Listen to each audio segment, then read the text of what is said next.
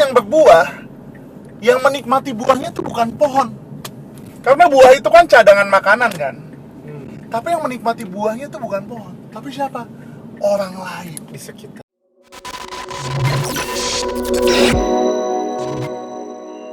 Setelah 2 minggu yang lalu kita ngerayain Paskah, kebangkitan Tuhan Yesus. Dia udah mati nih buat kita. Dan juga bangkit. Dan juga dia bangkit, ya kan. Dia buktikan kasihnya, dia mati di atas kayu salib bagi setiap kita. Nah, sekarang kita akan membahas tentang apa yang bisa kita lakuin setelah kita tahu nih Yesus sudah mati buat kita. Apa tuh, Bang? 1 Korintus 6 ayat 20 katakan, sebab kamu telah dibeli dan harganya telah lunas dibayar. Karena itu apa? Muliakanlah Allah dengan tubuhmu. Dari sini gue belajar bahwa ketika kita ditebus sama Tuhan, Tuhan rindu untuk kita mempermuliakan Dia. Yes. Melalui tubuh kita. Gue jadi belajar nih. Nah, ketika Yesus sebelum dia mati, dia ketemu sama pohon ara. Ya. Dia pernah ketemu pohon ara di Matius 21 ayat yang ke-19. Firman Tuhan bilang, dekat jalan ia melihat pohon ara lalu pergi ke situ. Tetapi ia tidak mendapat apa-apa pada pohon itu selain daun-daun saja. Artinya pohon ara itu nggak berbuah. Guys. Katanya kepada pohon itu, engkau tidak akan berbuah lagi selama-lamanya, dan seketika itu juga keringlah pohon ara itu. Di sini kita bisa melihat bahwa Yesus melakukan hal seperti ini kepada pohon ara. Artinya Tuhan tuh mau untuk kita terus berbuah. Betul. Nah, ini menarik. Yesus ngomong di Yohanes 15 ayat 2. Firman Tuhan bilang ini, setiap ranting padaku yang tidak berbuah dipotongnya, dan setiap ranting yang berbuah dibersihkannya, supaya ia lebih banyak berbuah. Kadang-kadang kita mikir kan, udah hidup dalam Tuhan nih, udah berbuah, kenapa masalah masih tetap datang? Ternyata ini yang menyadarkan gue bahwa Tuhan tuh mau kita berbuah dan terus berbuah. Kalau kita nggak berbuah, firman Tuhan katakan dipotong dan dibuang. Bahkan nggak, ranting yang dipotong dan dibuang nggak cuma dibuang, tapi dibakar. Tapi untuk ranting yang berbuah, apa yang Tuhan lakukan? Dibersihkan, supaya ia bisa lebih banyak lagi berbuah. Artinya Tuhan tuh mau kita berbuah dan terus berbuah. Mungkin kita udah hidup di dalam Tuhan, kita udah berbuah, tapi Tuhan masih proses. Artinya Tuhan masih bersihin nih, kita ranting-rantingnya dibersihin. Namanya dibersihin ya, ranting dibersihin tuh nggak enak. Bayangin nggak, ranting tuh ngebersihin ranting diapain sih? Yang kering-kering dipotongin. Ya namanya dipotong kan nggak enak. Betul. Dibersihin tuh artinya dikerat pakai pisau, dikerat. Yang kering-kering dibuangin, yang kotor-kotor dibuangin. Sama kayak hidup kita. Seringkali kita ngerasa hidup kita di dalam Tuhan, kita ngerasa hidup kita nggak ada masalah. Padahal enggak. Tuhan izinkan masalah, Tuhan izinkan ujian, supaya kita dibersihkannya dan kita makin berbuah. Tujuan Tuhan yang utama adalah supaya kita berbuah dan terus berbuah. Itu poin yang pertama. Poin yang kedua, Poin aja. seperti apa sih hidup yang berbuah? Seperti apa tuh Kak Yeski? Hidup yang berbuah. Ngomongin tentang buah, misalnya ada pohon pisang. Pohon pisang nih. Pisang nih ya. Atau pohon anggur deh. Satu pisang. Pohon anggur. Pohon yang berbuah, yang menikmati buahnya itu bukan pohon. Karena buah itu kan cadangan makanan kan. Tapi yang menikmati buahnya itu bukan pohon. Tapi siapa? Orang lain. Di sekitar pohon itu. Di sekitar Yang pohon. melihat pohon itu. Yang mengambil buah pohon itu. Artinya apa? Ketika kita hidup berbuah, manfaatnya itu bukan dirasain sama kita.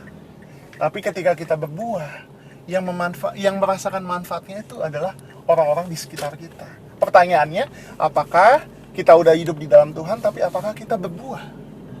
Karena Tuhan mau untuk kita hidup yang berbuah. Nah, bagaimana hidup yang berbuah? Hidup yang berbuah adalah hidup yang menghasilkan buah. Apa itu apa?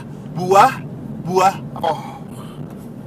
Galatia 5, tetapi buah roh ialah kasih, sukacita, damai sejahtera, kesabaran, kemurahan. kebaikan, kesetiaan, kelemah lembutan, dan apa? Penguasaan diri. Tidak ada hukum yang menentang hal-hal itu. Artinya, ketika kita sudah hidup di dalam Tuhan, Yesus adalah pokok dan kita adalah carangnya. Tinggal di dalamnya. Tinggallah di dalamnya. Aku itu jadi. Gak cuma tinggal di dalam Yesus, Tuhan mau kita berbuah. Tuhan mau melalui hidup kita menghasilkan buah roh. Ingat, buah roh ini tuh dia nggak plural, tapi dia singular. Bukan buah-buah roh, tapi buah roh. Artinya apa? Dalam setiap kita tuh nggak bisa milih. Gue ngasihi orang, tapi gue nggak lemah lembut. Gue kasar gitu. No, nggak bisa. Ketika kita bilang kita hidup yang berbuah, artinya kita tuh melakukan semua buah roh. Karena mereka itu semuanya satu. Artinya ketika kita hidup di dalam Tuhan dan hidup kita berbuah, kita punya kasih. Hidup kita penuh sukacita, damai sejahtera, ya kan? Kita juga punya sabar. Kita murah hati sama orang lain. Jadi ketika Tuhan mau kita berbuah, artinya kita hidup dalam buah roh. Nah, pertanyaannya kan gini, berarti susah dong hidup di dalam Tuhan. Emang gampang jadi orang yang punya kasih, ya kan? Emang gampang kita lemah lembut? Emang gampang kita sabar? Emang gampang kita mengendalikan diri kita? Ini dia. Balik lagi, mindset, ya kan? Nah, gini, firman Tuhan di Yohanes 15, balik lagi nih ke Yohanes 15, ayatnya yang kelima. Gimana? Tadi ayat yang 2, sekarang yang kelima. Dikatakan gini, akulah pokok anggur dan kamulah ranting-rantingnya. Barang siapa tinggal di dalam aku dan aku di dalam dia, ia berbuah banyak. Sebab di luar aku kamu tidak dapat berbuat apa-apa. Barang siapa tidak tinggal di dalam aku, ia dibuang keluar seperti ranting yang menjadi kering, dan kemudian dikumpulkan orang dan dicampakkan ke dalam api, lalu dibakar. Gimana caranya untuk kita bisa hidup berbuah? Yaitu dengan kita menempel pada carangnya. Tuhan mau untuk kita selalu nempel pada carangnya. Kita bisa mengasihi orang karena Tuhan terlebih dahulu mengasihi kita. Kita bisa mengampuni orang lain karena Tuhan terlebih dahulu mengampuni setiap kita. Begitu juga dengan semua buah-buah roh, buah roh yang lainnya. Kita bisa hidup berbuah semuanya hanya karena kita menempel sama Tuhan. Makanya Tuhan mau untuk kita hidup hari-hari penuh dengan Roh Kudus. Tuhan mau untuk kita hidup hari-hari menempel terus sama Tuhan.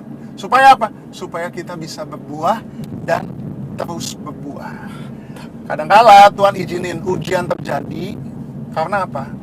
Karena Tuhan mau kita berbuah dan terus berbuah. Dikatakan, yang sudah berbuah dibersihkannya untuk dia berbuah lebih banyak lagi.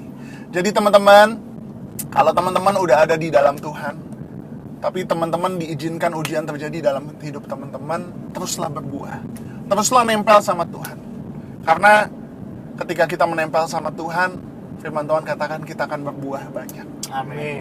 Amin? Amin. Amin. Tuhan Yesus memberkati. God bless you. Bye-bye.